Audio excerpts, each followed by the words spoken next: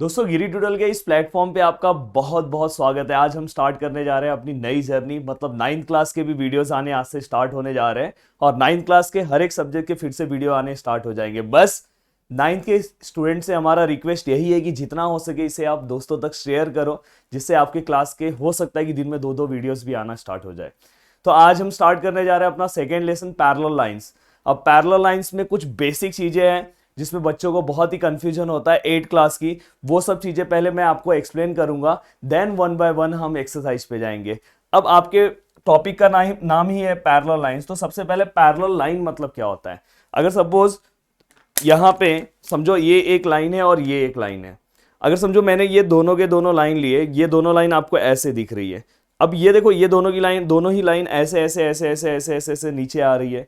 कहीं पे आपको लग रही है क्या दोनों एक दूसरे को कट हो रही है। कट होना मतलब इंटरसेक्ट होना। कहीं पे आपको लग रहा है, बट अगर ये लाइन ऐसे होता और ये लाइन ऐसे होता या तो सीधा होता, जैसा भी है, ये देखो ये ऊपर जा रहा है तो ये ऐसे ऐसे जा रहा है, ये जा रहा है जा रहा है जा रहा है जा रहा है, आगे जाके देखो कट हो गया। तो ये क्या हो गया, ये आपका इंटरसेक्ट लाइन है। बट अगर सीधा लाइन होता, सीधा होता ऐसे ऐसे ऐसे, चाहे ये यहां से रसिया जाता, चाहे यहां से जर्मनी जाता, चाहे यहां से यूक्रेन जाता, तो भी ये लाइन एक दूसरे को क्या नहीं होता, इंटरसेक्ट नहीं होता। तो पैरेलल लाइन का एक कॉन्सेप्ट है कि पैरेलल लाइन कभी भी क्या नहीं होता है, इंटरसेक्ट नहीं होता है। अब दोस्तों आपके मन में आ रहा होगा कि सर थोड़ा बेसिक चीजें बता दो, तो आपके सामने हम आए हैं बेसिक चीजें ही बताने के लिए, देन हम एक्सरसाइज स्टार्ट करेंगे। बिल्कुल भी टेंशन नहीं लेना है। सपोज ये एक लाइन है, ये दूसरी लाइन है। अब देखो यहां पे मैं पूरे बेसिक से आपको सब चीजें बताने वाला हूं। कभी भी लाइन को स्मॉल लेटर से नेमिंग देते हैं, स्मॉल एल और स्मॉल एम हमने ले लिया। अब देखो ये दोनों पैरेलल लाइन है सपोज, और जो पैरेलल लाइन को कट करता है दोस्तों, उसे भी आप देखो मैंने इसे स्मॉल पी दे दिया। अब स्मॉल पी दे दिया, थोड़ा अच्छे से लिख दूं, स्मॉल पी। अब मैंने इसे स्मॉल पी दे दिया। अब देखो इसे जो कट कर रहा है इसे हम बोलते हैं ट्रांसवर्सल। क्या बोलते हैं, फिर से याद रखो, ट्रांसवर्सल। नाम ही भाई ऐसा है, इसे ट्रांसवर्सल बोलेंगे। और ये क्या, पैरेलल लाइन। अब दोस्तों यहाँ पे मैं आपको तीन तीन कॉन्सेप्ट यहाँ पे बताने वाला हूं। और अगर आपने मेरा ये वीडियोस देख लिया ना, तो आप एक्सरसाइज तो चुटकी में सॉल्व कर लोगे, पूरा का पूरा एक्सरसाइज खुद से सॉल्व करोगे। अब देखो यहाँ पे सबसे पहले याद रखना, बिल्डिंग का फ्लोर होता है। सपोज ये एक फ्लोर है, ये दूसरा फ्लोर है। अब इस फ्लोर के ऊपर यहां पे भाई कोई रहता है और यहां पे कोई और रहता है। तो फ्लोर टू फ्लोर, सपोज ये इस फ्लोर पे और उसके नीचे वाले फ्लोर ऐसे अगर कहीं पे दिखाई देंगे तो उसे बोलते हैं करस्पॉन्डिंग एंगल।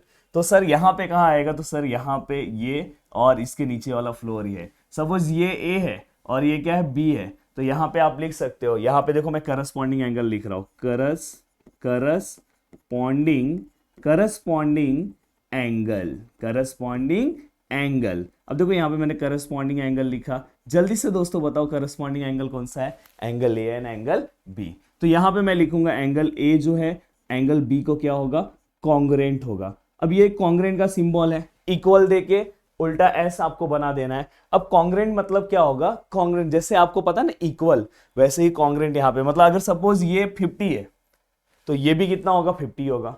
अगर सपोज ये 60 है तो ये भी कितना होगा, 60 होगा। अगर सपोज ये आइसक्रीम खा रहा है तो ये भी क्या करेगा, आइसक्रीम ही खाएगा। अगर सपोज यहाँ पे दूसरा एंगल मैं ले रहा हूं, यहाँ पे अगर सपोज मैंने यहाँ पे एंगल सी ले लिया और यहाँ पे एंगल ई ले लिया जानबूझ के, तो ये भी तो देखो ना फ्लोर के नीचे टू नीचे है। अब ये इस साइड में वो उस साइड में, तो ये भी अपना क्या हो जाएगा, angle C is also congruent to angle E, and ये भी क्या हो जाएगा, करस्पॉन्डिंग एंगल का जोड़ी। अब दोस्तों सेम जैसे आप ऐसे देख रहे हो, सेम फ्लोर के नीचे भी देखो। हो सकता है कि कुछ लोग यहाँ पे भी रहना स्टार्ट करें। जो लोग यहाँ पे रह रहे हैं वो यहाँ पे देखो, ये फ्लोर के नीचे का पार्ट है, तो ये भी क्या होगा, फ्लोर के नीचे के पार्ट को क्या रहेगा, कॉन्ग्रेंट रहेगा। तो जैसे यहाँ पे सपोज यहाँ पे समझो मैं एंगल आई ले रहा हूँ और यहाँ पे एंगल मैं जे ले रहा हूँ। अब देखो ये फ्लोर के नीचे का पार्ट है, ये भी नीचे का पार्ट है, तो यहाँ पे एंगल आई, फ्लोर के नीचे वाला एंगल जे, दोनों एक दूसरे को क्या है, कॉन्ग्रेंट है। अब यहाँ पे अगर समझो मैंने यहाँ पे के ले लिया, स्मॉल के ले लिया, और यहाँ पे मैंने समझो स्मॉल एम ले लिया, तो यहाँ पे भी एक फ्लोर टू फ्लोर नीचे का है, तो स्मॉल के which is congruent to small angle M. तो इस तरह से अगर दो लाइन एक दूसरे को पैरेलल है तो उसमें आपको टोटल 4 जोड़ी ऑफ करस्पॉन्डिंग एंगल मिलेंगे। तो याद रखना, अगर आपके एग्जाम में कोई ऐसा क्वेश्चन आता है, याद रखना, देखो ये सब चीजें आपको सब समझेगा। जैसे समझो यहाँ पे ये 75 डिग्री है और बोला है कि बताओ ये कितना है, तो आप डायरेक्ट लिख सकते हो 75 डिग्री। बट दोस्तों एक चीज हमेशा याद रखना, लाइन जो है वो क्या होनी चाहिए, लाइन हमेशा क्या होनी चाहिए, पैरेलल होनी चाहिए। जब भी अगर लाइन पैरेलल होगा तो ही आप ये कॉन्सेप्ट अप्लाई कर सकते हो, अदरवाइज नहीं अप्लाई कर सकते। अब देखो यहाँ पे एक और चीज आपको बता रहा हूं, करस्पॉन्डिंग एंगल, सर हमें पूरा समझ में आ गया, सर अब हमें अल्टरनेट एंगल समझा दो। सब कुछ यहाँ पे बताया जाएगा, बस आप क्या करो, जल्दी से जितना हो सके अपने दोस्तों तक शेयर करो। Science, Hindi, Marathi, English, history, सब कुछ मिलेगा। अब देखो यहाँ पे, अगर यहाँ पे मैं लाइन को नेमिंग ले रहा हूं एल एम और ये ट्रांसवर्सल क्या पी। अब यहाँ पे सपोज यहाँ पे एक एंगल में ले रहा हूं ए और यहाँ पे दूसरा एंगल है बी, यहाँ पे एक एंगल है सी और यहाँ पे एक दूसरा एंगल है डी। अगर आप ध्यान से देखोगे, अल्टरनेट एंगल, अल्टरनेट एंगल, अब अल्टरनेट एंगल मतलब हमेशा याद रखना ऐसा जेड, जहां पे भी ऐसा जेड बनेगा उसको क्या बोलते हैं, अल्टरनेट एंगल। और अल्टरनेट एंगल हमेशा ना जेड के अंदर होगा। कहां होगा, अंदर। अंदर मतलब सर, अंदर मतलब ये वाला एंगल इस वाले एंगल को कॉन्ग्रुएंट होगा। अगर आपको नहीं समझ में आ रहा होगा तो हमेशा याद रखना, हमेशा याद रखना, ये वाला जो एंगल है इसके नीचे वाला नहीं, उसके बाजू वाले को क्या रहेगा, कॉन्ग्रुएंट रहेगा। मतलब एंगल ए, देखो ना यहाँ पे ऐसा जेड बन रहा है, देखो ये देखो, ये देखो, ये देखो, ये देखो, ये देखो, ये देखो, ये देखो, ये देखो, ये देखो, मतलब यहाँ पे एंगल ए जो है वो कॉन्ग्रुएंट होगा, किसको कॉन्ग्रुएंट होगा, एंगल बी को। और सेम यहाँ पे एक और जेड बन रहा है दोस्तों, ऐसा वाला दिखाई दे रहा है, ये देखो ना, यहाँ पे एक और जेड आपको मैं दिखाता हूं, ये देखो, ये देखो, ये देखो। अब अगर यहाँ पे देखोगे तो एंगल सी है, इसके नीचे वाले को नहीं लेना, उसके जस्ट बाजू वाले को लेना है। तो एंगल सी जो है वो किसको कॉन्ग्रुएंट हो जाएगा दोस्तों, एंगल डी को। तो ये क्या हो गया आपका अल्टरनेट। अल्टरनेट, अगर सपोज ये एंगल ए 60 डिग्री है तो एंगल बी भी कितना होगा, 60 डिग्री। अगर सपोज एंगल ए 70 डिग्री है तो एंगल बी भी कितना होगा, 70 डिग्री। अगर एंगल ए 90 डिग्री है तो एंगल बी भी कितना होगा, 90 डिग्री। क्या बात है। अब इसके बाद नेक्स्ट कॉन्सेप्ट आपका आता है इंटीरियर एंगल। कौन सा आता है, इंटीरियर एंगल। अब देखो इंटीरियर एंगल कैसे बताते हैं, देखो एक्सरसाइज स्टार्ट करने के पहले ना सब बेसिक चीजें यही सब जरूरी है, आप एक्सरसाइज खुद से सॉल्व करोगे। अब देखो यहाँ पे,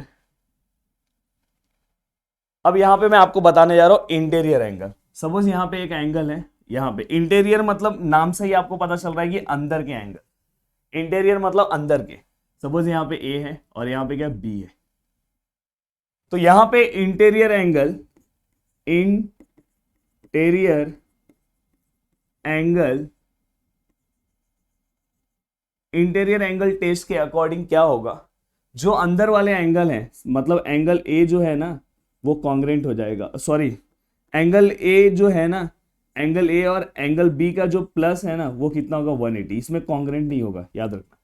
यहाँ पे इंटीरियर एंगल में कॉन्ग्रुएंट मत बताना, यहाँ पे इंटीरियर एंगल मतलब ये अंदर के दोनों जो एंगल्स होंगे उनका प्लस कितना होगा, 180 होगा। मतलब angle A plus angle B which is equal to कितना आएगा, 180। सेम ऐसे ही अगर सपोज मैं यहाँ पे ले रहा हूँ, यहाँ पे मैं ले रहा हूँ एंगल, सपोज मैं यहाँ पे सी ले रहा हूँ, यहाँ पे पी ले रहा हूँ। अब आप बताओ क्या आएगा, angle C plus angle P which is equal to 180। तो आई थिंक मैंने आपको तीनों टाइप के एंगल के बारे में बता दिया। इंटीरियर एंगल समझ में आ गया, देन यहाँ पे अल्टरनेट एंगल मतलब ए बी को कॉन्ग्रुएंट होगा, सी डी को, यहाँ कॉन्ग्रुएंट होगा। देन यहाँ पे करस्पॉन्डिंग एंगल में ए बी को, सी ई को, आई जे को, के एम को। तो यहां पे पूरा का पूरा दोस्तों मैंने एंगल्स के बारे में आपको सिस्टमैटिक सब कुछ बता दिया। अब यहां पे मैं आपको कुछ चीजें और बताऊंगा जो आपके क्वेश्चन में हेल्प करेगा आपको, देन हम एक्सरसाइज स्टार्ट करेंगे, उसके पहले आपका एक्सरसाइज नहीं स्टार्ट होगा। अब क्या आपको सर हमें आप क्या बताने वाले हो, अब देखो यहाँ पे दोस्तों हमने 7th क्लास से एक कॉन्सेप्ट पढ़ा है, 6th क्लास में ही पढ़ा है, एंगल इन लीनियर पेयर। कौन सा कॉन्सेप्ट है? Angle in linear pair, angles in linear pair. अब एंगल्स इन लीनियर पेयर जो है ये कॉन्सेप्ट क्या होता है? अगर सपोज यहां पे कोई एंगल 20 डिग्री का है, कितने का है? 20 डिग्री का। कितने डिग्री का? 20 डिग्री का। तो मैं इसके बाजू वाले एंगल को ना फाइंड आउट कर सकता हूं। हमेशा ये एंगल इन लीनियर पेयर ना पड़ोसी होता है। हमेशा अगर कभी भी कोई भी एंगल, बाजू वाला एंगल अगर मिसिंग है ना, अगर सपोज ये एंगल आपको पता है और ये मिसिंग है, तो हमेशा याद रखना angle in linear pair apply करना है। अब angle in linear pair apply करते टाइम ये 20 डिग्री है, तो इसको 180 में से माइनस कर दो 20 को। यस यस यस यस, 20 को 180 में से माइनस करेंगे तो क्या आएगा? यस 160 आएगा सर। तो यहां पे आंसर कितना आएगा दोस्तों? 160। कोई भी अगर एंगल आपको जस्ट बाजू में दिखे, कहीं पे भी अगर ऐसे बाजू में, यहां पे समझो यहां 40 डिग्री का एंगल है और आपको बोला ये फाइंड आउट करो, 180 में से माइनस कर दो। 180 माइनस 40 कितना होगा? 140। तो एंगल इन लीनियर पेयर वाला भी कॉन्सेप्ट आपको समझ में आ गया होगा। अब यहां पे एक और चीज मैं आपको सिखाता हूं, देन एक्सरसाइज पे आएंगे कि एंगल्स को नेमिंग कैसे करते हैं। बहुत सारे बच्चों को ये प्रॉब्लम्स होता है। देखो मैं यहां पे नेमिंग भी करके दिखा रहा हूं, सब कुछ बताऊंगा, कुछ भी एक भी ऐसा पॉइंट नहीं रहेगा कि आपका स्किप होगा। P है, समझो यहाँ पे Q है, यहाँ पे R है, यहाँ पे S है, यहाँ पे T है, और यहाँ पे समझो K है, और यहाँ पे L है, और यहाँ पे समझो M है। कोई भी नेमिंग रिपीट हुआ है क्या? एक बार देख लो। अगर हम देखें तो एक भी नेमिंग रिपीट नहीं हुआ है। अब देखो यहाँ पे मुझे अगर समझो ये एंगल का नाम लिखना है, इस एंगल का नाम, तो कैसे लिखोगे आप? इस एंगल का नाम लिखना है तो ऊपर से स्टार्ट करना है। ये एंगल उधर का है ना, उधर जाना है। या आप यहां से भी स्टार्ट कर सकते हो और ऊपर जा सकते हो। देखो हमारे पास ऑप्शन है, या तो यहां से जाओ, ये एंगल इधर का है तो इस साइड जाना है, या तो यहां से स्टार्ट करो और ये एंगल ऊपर का है तो इस साइड जाना है। पर मेरे हिसाब से यहां से स्टार्ट करो, एंगल इधर का है तो इस साइड जाओ। अब देखो मैं कैसे कर रहा हूं, यहां पे इस एंगल का नाम क्या लिख रहा हूं? Angle PQR। ये भी बच्चों को लिखने नहीं आता। अभी यहां के एंगल के बारे में अगर मुझे बताना, ये एंगल के बारे में अगर मैं बात करूं तो मैं कैसे लिखूंगा? देखो यहां से स्टार्ट कर रहा हूं, P लिख रहा हूं, फिर Q लिख रहा हूं, और इस साइड जाऊंगा कि इस साइड? एंगल इस साइड है ना, तो इस साइड, तो S हो गया। अगर सपोज यही मुझे ये वाला एंगल लिखना है, तो ये एंगल लिखना है, नीचे का एंगल लिखना है, तो यहां से जाओ। अब यहां पे कैसे लिखोगे? Angle SQ। अब बताओ ये नीचे है ना, ये कहां पे दिख रहा है आपको? नीचे दिख रहा है ना, तो SQ नीचे आ जाओ। SQ क्या आएगा? K आएगा। यही अगर आपको इस साइड का एंगल लिखना था, इस साइड का, तो यहां से स्टार्ट होगा R, बीच में क्या है? Q। अब बताओ ऊपर जाऊंगा कि नीचे जाऊंगा? ये कहां पे बताओ? ये नीचे है कि ऊपर है? नीचे है सर, तो नीचे आऊंगा K। तो इस तरह से आप कौन से भी एंगल्स का नेमिंग लिख सकते हो। एंगल्स का नेमिंग भी भाई लिखने आना चाहिए। तो यहां तक का पार्ट मैंने ऑलमोस्ट आपको बहुत सारी चीजें बताई। स्टार्टिंग में बताया कि करस्पॉन्डिंग एंगल क्या होता है, देन इसके बाद मैंने आपको बताया कि अल्टरनेट एंगल क्या होता है, देन मैंने आपको बताया कि इंटीरियर एंगल क्या होता है, देन मैंने आपको बताया एंगल इन लीनियर पेयर क्या होता है, देन इसके बाद हमने देखा कि नेमिंग कैसे लिखेंगे, किसी भी एंगल का नेमिंग कैसे लिखते हैं। अब देखो ये यहाँ पे जो एंगल लिखा है ना, इसे मैं प्यार से एंगल Q भी बुला सकता हूं। हमेशा याद रखना मेन एंगल का नेमिंग बीच वाला भी रहता है। अब हम एक्सरसाइज पे आते हैं, हमारा एक्सरसाइज नंबर 2.1 और प्रैक्टिस सेट 2.1 का हम फर्स्ट क्वेश्चन सॉल्व करने जाएंगे। अभी फर्स्ट क्वेश्चन 1 बाय 1 हम क्या करेंगे, इसे सॉल्व करेंगे। तो जल्दी से अपने बुक्स ले लो। आई थिंक आपको स्क्रीन पे प्रॉपर दिख रहा होगा सब चीजें। और 1 बाय 1 हम स्टार्ट करते हैं और पूरा का पूरा क्वेश्चन सॉल्व करेंगे, एक भी मिसिंग नहीं होगा अपना पार्ट। अब देखो यहाँ पे बोला है लाइन जो है आरपी है वो पैरेलल है एमएस को। ये जो लाइन आरपी है वो एमएस को पैरेलल है। लाइन पैरेलल होना चाहिए, याद रखना। करस्पॉन्डिंग, अल्टरनेट, इंटीरियर कभी भी अप्लाई कर रहे हो तो लाइन क्या होना चाहिए? पैरेलल होना चाहिए। पैरेलल नहीं होगा तो मजा नहीं आएगा, जोश नहीं आएगा, सब नहीं सॉल्व होगा। तो ये जो आपका लाइन जो है वो क्या होना चाहिए? पैरेलल होना चाहिए। और कभी भी क्वेश्चन स्टार्ट करते टाइम देखो मैं यहाँ पे सॉल्यूशन लिख रहा हूँ, सॉल्यूशन में स्टार्ट कर रहा हूँ।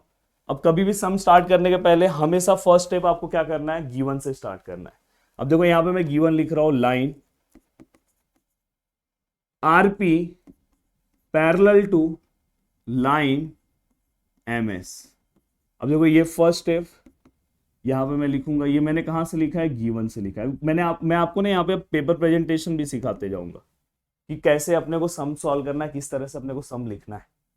अब यहाँ पे मुझे देखो ये 85 है, मुझे कौन कौन से एंगल फाइंड आउट करने पहले वो देख ले रहा हूँ। आर एच डी देखता हूँ, आर है, एच है, डी है, मतलब ये ऊपर गया तो ऊपर वाला एंगल। दूसरा मुझे कौन सा एंगल निकालना है, P H G, P H G देखो पी से आया और नीचे आया, मतलब ये वाला एंगल है।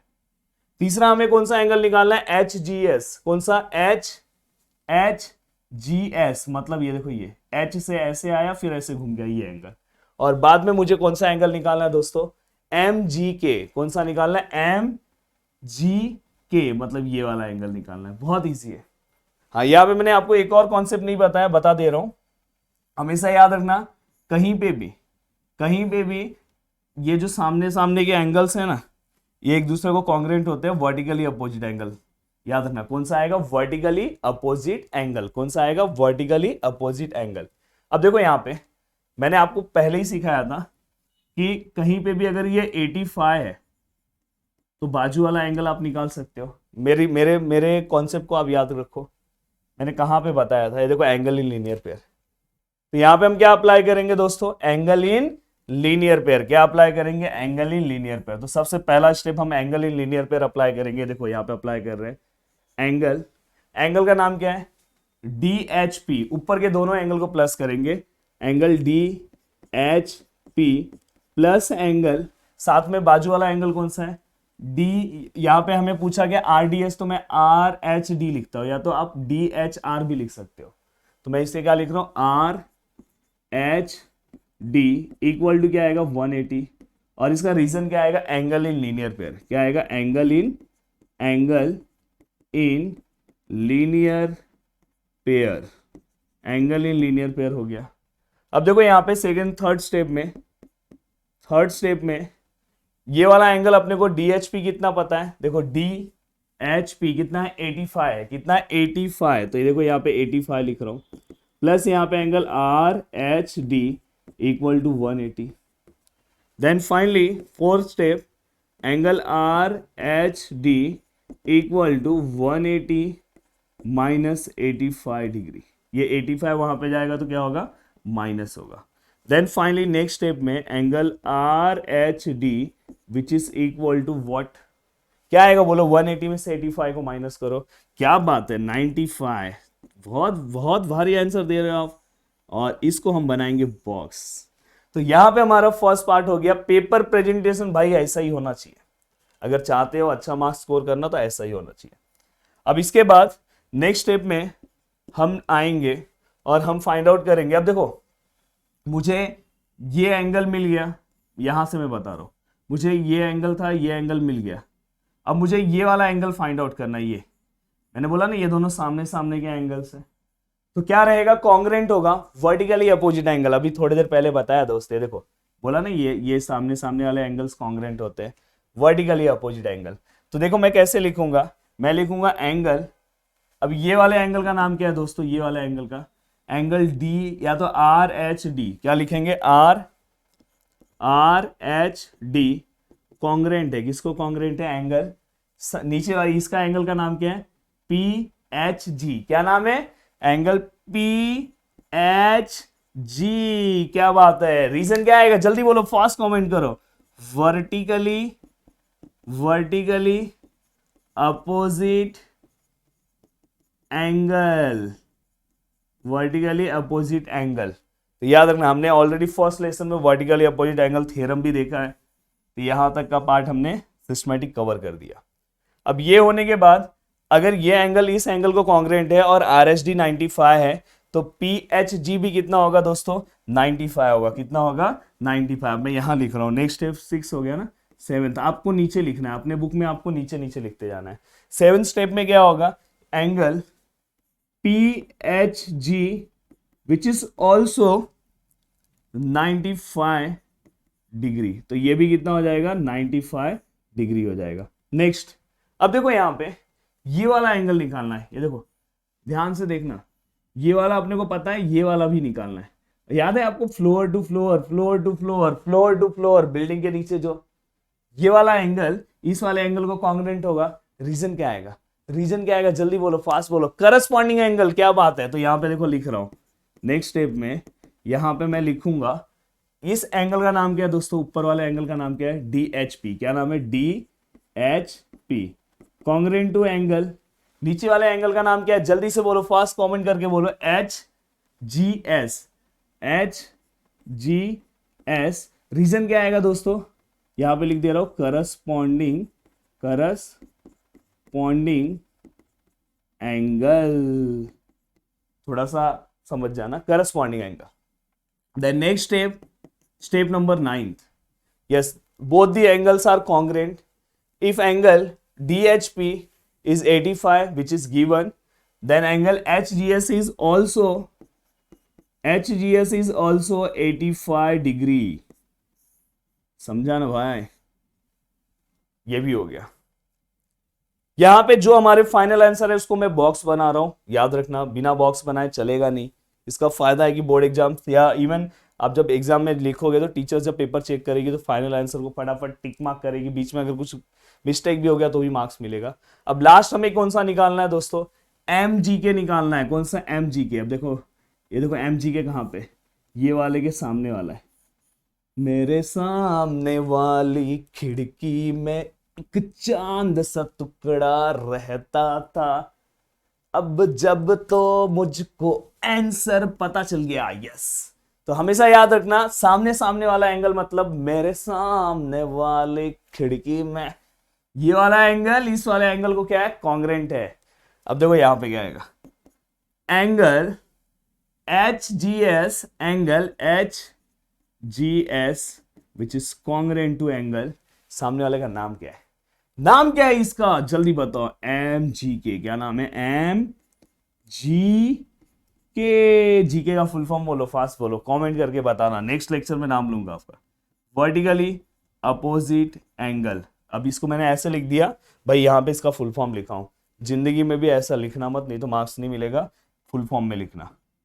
अब नेक्स्ट है 11th step, if angle HGS is 85 then measure of angle MGK which is also 85 degree. अब यहां पे दोस्तों हमारा पूरा का पूरा क्वेश्चन सॉल्व हो गया। सिस्टमैटिक आपको ऐसे ही क्वेश्चन क्या करना है, सॉल्व करना है, बहुत इजी तरीके से। देखो यहाँ पे मैंने एंगल, लीनियर पेयर, वर्टिकली ये सब ही यूज किया। अब देखो यहाँ पे ये क्वेश्चन कैसे सॉल्व होगा, तो सबसे पहले थोड़ा सा, भाई साहब बहुत बड़े हो गए, इनको थोड़ा सा छोटा करना पड़ेगा। चलो कुछ दिक्कत नहीं। अब सम स्टार्ट करने के पहले सबसे पहले ये दोनों तो समझ में आ रहा है, ये दोनों देखो ना, याद आ रहा है, बाजू बाजू के एंगल है। यस यस, याद आया, बाजू वाले एंगल इन लीनियर पेयर, क्या बात है। अब देखो यहां पे ये वाली लाइन इस लाइन को पैरेलल है, यहां पे देखो उल्टा है, यहां पे सिस्टम उल्टा है, ये वाली लाइन इसको पैरेलल नहीं है भाई, ये देखो आगे जाके इंटरसेक्ट हो जाएगी, तो ये पैरेलल नहीं है। लाइन कौन सा पैरेलल है, ये। अगर ये लाइन अगर इसको पैरेलल है तो यहाँ पे जो एंगल्स बनेंगे वो क्या आएगा, करस्पॉन्डिंग एंगल बनेंगे। तो देखो यहाँ पे एक मैं अपने मन से एक नेमिंग ले ले रहा हूँ, एक्स। डायग्राम आपको फिर से वहां पे शायद आपको व्हाइट में दिख रहा है कि नहीं दिख रहा है, इसको रेड में लेता हूँ। यहाँ पे मैं क्या ले रहा हूँ, एक्स। अब दिख रहा होगा आपको। अब आपको डायग्राम में ये नेमिंग कंसिडर कर लेना है, डायग्राम फिर से बनाना है। ज्योमेट्री में मैं आपको बताऊंगा पेपर प्रेजेंटेशन कैसा होगा, एक वीडियो बना के बता दूंगा, टेंशन मत लेना, बिल्कुल भी टेंशन मत लेना। अब यहाँ पे देखो, यहाँ ये देखो, ये दोनों बाजू बाजू के एंगल है, एंगल इन लीनियर पेयर से सॉल्व हो जाएगा। ये देखो फ्लोर टू फ्लोर का एंगल है, ऐसे वाले एंगल से, जैसे ये दोनों पैरेलल लाइन है, जैसे ऐसे पैरेलल लाइन होते हैं तो हम ये इससे करस्पॉन्डिंग बताते हैं, पर अगर पैरेलल लाइन ऐसा है तो ये वाला एंगल इससे कॉन्ग्रुएंट हो जाएगा करस्पॉन्डिंग से, तो ये भी पता चल जाएगा। और अगर x पता चल गया तो उतना ही एंगल क्या होगा, हमारा b होगा। क्या बात है सर, आप तो सब कुछ बता दे रहे हो यार। मैं अगर आपके सामने आया हूं तो मुझे सब कुछ बताना भी चाहिए, सब कुछ बताना चाहिए। अब देखो यहां पे सबसे पहले मैं स्टार्ट करूंगा लाइन पैरेलल से। यहां पे मैं लिखूंगा पहला स्टेप तो ये लिख ही दिया करो कि लाइन P जो है वो पैरेलल है, किसको पैरेलल है, लाइन Q को। ये क्या हो गया आपका गिवन हो गया। ये लिखने से क्या होगा कि आप कौन सा भी टेस्ट यूज कर सकते हो। सेकेंड स्टेप में ये देखो ये दोनों बाजू के एंगल्स हैं, तो इनका प्लस कितना होगा 180। तो देखो angle A plus 110 which is equal to कितना आएगा 180। क्या लिखूंगा, angle in linear pair, angle in linear pair. Then इसके बाद statement number third, angle A which is equal to 180 minus 110 and therefore the angle A which is equal to 180 minus 110, 180 minus 110 कितना आएगा, बोलो fast बोलो, 70 degree. क्या बात है, तो ये कितना आएगा 70 degree. Then finally next angle A अपना आ गया 70 डिग्री। अब हमें कौन सा एंगल निकालना है, फिफ्थ वाला स्टेप, मतलब एक एंगल हो गया। अब देखो ए जितना होगा, ये लाइन एक दूसरे को पैरेलल है, तो ये ए जितना होगा उतना ही आपका एक्स होगा। तो लिख देते हैं ना भाई, एंगल ए जो है ना भाई कॉन्ग्रेंट है, किसको कॉन्ग्रेंट है, एक्स को। रीजन क्या आएगा, रीजन आएगा corresponding angle, corresponding angle test लिख सकते हो या करस्पॉन्डिंग एंगल। देन इसके बाद आपको नीचे लिखना है, मैं यहीं पे लिख रहा हूं। अब यहां पे अगर हमारा एंगल ए जो है वो 70 है, तो एंगल एक्स भी कितना होगा, angle x next step number 6, angle x which is also 70 degree. और भाई इसको बॉक्स बनाने की जरूरत नहीं है, फिर भी मैंने बना दिया, अब नहीं बनाऊंगा क्योंकि ये हमारा आंसर नहीं है। हमें जो मेन हमारे आंसर्स पूछे हैं उसको हमको बॉक्स बनाना है। अब हम किसको बनाएंगे, एक्स जो है वो बी को कॉन्ग्रेंट है। अब देखो यहाँ पे नेक्स्ट स्टेप में ये जो हमारा एंगल एक्स है ना वो बी को कॉन्ग्रेंट है। याद है, मेरे सामने वाली खिड़की में, ये देखो दिख रहा है कि नहीं, मेरे सामने वाली खिड़की में। तो यहाँ पे क्या आएगा, वर्टिकली अपोजिट एंगल रहता है, कौन रहता है, तो यहाँ पे एंगल एक्स कितना है दोस्तों 70 है, and therefore the angle B which is also 70 degree. कितना आएगा, एंगल बी कितना आएगा 70 डिग्री आएगा। अब यहाँ पे ये भी कॉन्सेप्ट अपना कवर हो गया। अब देखो ये दोनों का प्लस करेंगे एंगल इन लीनियर पेयर से। अब देखो यहाँ पे 115 plus angle D which is equal to 180, 115 plus angle D which is equal to 180। क्या लिखूंगा, angle in linear pair, angle in linear pair. अब यहाँ पे क्या हो जाएगा, अब देखो angle D which is equal to 180 minus 115, then finally angle D which is equal to what. अब इसको इससे माइनस करो, ऐसे कैलकुलेशन को घाई में नहीं करना है, पता है मुझे आपको आंसर पता है, पर डायरेक्ट आपको यहाँ पे 65 या डायरेक्ट कुछ नहीं लिखना है। देखो 10 माइनस 5 ये 1 इसको दे दिया, तो भाई के पास 7 माइनस 1 6 एंड 0, तो 65 अपने को समझ में आ गया। बट फिर भी आपको क्या करना है, ऐसे टाइम पे प्रॉपर कैलकुलेशन वाइज ही आपको जाना है। इससे क्या होगा, हम सेफ साइड में हमारे आंसर प्रॉपर होंगे। अब देखो यहाँ पे ये भी हो गया, ये भी हो गया, ये भी हो गया। अब लास्ट हमें कौन सा निकालना है, एंगल डी निकालना है। क्या निकालना है, एंगल डी। एंगल डी निकालना, डी तो हो गया भाई, डी तो निकाल दिया, एंगल बी भी निकाल दिया, एंगल ए भी निकाल दिया। अब हमारे प्यारे से भाई एंगल सी बचे। अब बताओ मुझे, ये जितना होगा उतना ही आपका क्या होगा, एंगल सी होगा कि नहीं होगा, जल्दी बोलो। क्योंकि यहाँ पे लाइन पैरेलल है ना दोस्त, लाइन पैरेलल है, तो ये वाले एंगल इसको क्या हो जाएंगे, कॉन्ग्रेंट हो जाएंगे। तो दिखाई दे रहा है कि थोड़ा सा ऊपर ले लूं, थोड़ा सा इसको ऊपर करते हैं, थोड़ा सा, ज्यादा नहीं, बस हो गया। अब देखो यहाँ पे मैं लिख रहा हूं नेक्स्ट स्टेप, यहाँ पे एंगल सी जो है वो कॉन्ग्रेंट हो जाएगा, किसको कॉन्ग्रेंट हो जाएगा, 115 को। ये देखो ना, ये यहाँ पे लाइन के इधर है, ये भी लाइन के इधर है, ये इसको कॉन्ग्रेंट हो जाएगा। रीजन क्या आएगा, करस्पॉन्डिंग एंगल। कौन सा एंगल, करस्पॉन्डिंग एंगल। अब इससे नेक्स्ट स्टेप में इसी को अच्छे से लिख दो। नेक्स्ट स्टेप में एंगल सी इक्वल टू लिख दो 115 डिग्री। तो यहाँ पे ये हमारा पार्ट पूरा का पूरा क्या हो गया दोस्तों, सॉल्व हो गया। तो आपको इस तरह से अगर आप सॉल्व करोगे तो आपको मिलेंगे एग्जाम में पूरे के पूरे मार्क्स, अदरवाइज दोस्तों मार्क्स जा सकता है, कुछ भी लिखोगे फास्ट तो नहीं चलेगा। चलो अभी आगे। अब नेक्स्ट क्वेश्चन है, ये क्वेश्चन भी बहुत ही छोटा और बहुत ही प्यारा क्वेश्चन है, इससे भी डरने की जरूरत नहीं है, आराम से इस क्वेश्चन को भी अपन सॉल्व कर सकते हैं। सेम कॉन्सेप्ट, कुछ अलग करने की जरूरत नहीं है।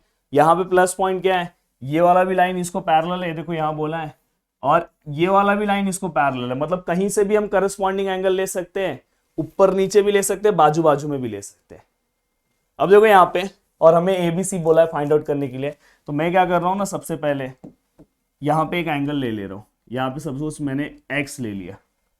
अब देखो ये जो 45 है वो एक्स को कॉन्ग्रेंट हो जाएगा, फ्लोर टू फ्लोर, ये फ्लोर के ऊपर है, फ्लोर के नीचे है, क्या आएगा, करस्पॉन्डिंग एंगल, क्या बात है। देन ये दोनों बाजू बाजू के एंगल्स है, बाजू बाजू के एंगल्स को क्या बोलते हैं, एंगल इन लीनियर पेयर। फिर ये देखो, ये मेरे सामने वाली खिड़की में वर्टिकली अपोजिट एंगल रहता है, यहाँ पे देखो वर्टिकली दिख रहा है, और फिर ये दोनों भी सेम हो जाएंगे, किससे सेम हो जाएंगे, करस्पॉन्डिंग एंगल से। चलो हम सॉल्व करते हैं तो आपको समझेगा, वन बाय वन सॉल्व करते हैं। देखो यहाँ पे फर्स्ट स्टेप, पहले हम लाइन पैरेलल बता दे रहे हैं, ये और ये ले रहे हैं, तो दोनों मैं एक ही साथ लिख दे रहा हूं। लाइन जो एल है ना वो पैरेलल है, इसको पैरेलल है लाइन एम को, और साथ में एक और लिख दे रहा हूं इसी में लाइन, दूसरी कौन सी जोड़ी है भाई, एन पैरेलल टू लाइन, कौन है, किसको पैरेलल है, पी को। ये दोनों का रीजन क्या आएगा, गिवन, हो गया। And then statement number second, अब कुछ दिक्कत नहीं है, अब कुछ भी कर सकते हैं। अब लिख सकते हैं कि जो 45 डिग्री है वो कॉन्ग्रेंट है या इक्वल है, वो किसको इक्वल है, एक्स को इक्वल है। ये 45 डिग्री किसको इक्वल है, एक्स को इक्वल है। रीजन क्या आएगा दोस्तों, फ्लोर टू फ्लोर है, करस्पॉन्डिंग एंगल, क्या आएगा, करस्पॉन्डिंग एंगल, लिख दिया। एंड देन ये भाई, ये तो अपना फाइनल आंसर नहीं है तो इसको बनाने की जरूरत नहीं है बॉक्स। देन इसके बाद ये जस्ट हमने हेल्प के लिए लिया। अब ये देखो बाजू बाजू के एंगल्स आ गए, मतलब angle A plus angle S which is equal to, यहाँ पे एंगल एस भी एंगल एक्स लिख सकते हैं, इक्वल टू 180, क्या आएगा, angle in linear pair, angle in linear pair. अब देखो यहाँ पे next step, yes what is angle A, भाई फाइंड आउट करना है, चलो फाइंड आउट करते हैं। एंगल एक्स कितना आएगा दोस्तों, 45 डिग्री, यहाँ पे 45 डिग्री इक्वल टू कितना है, 180। अब देखो यहाँ पे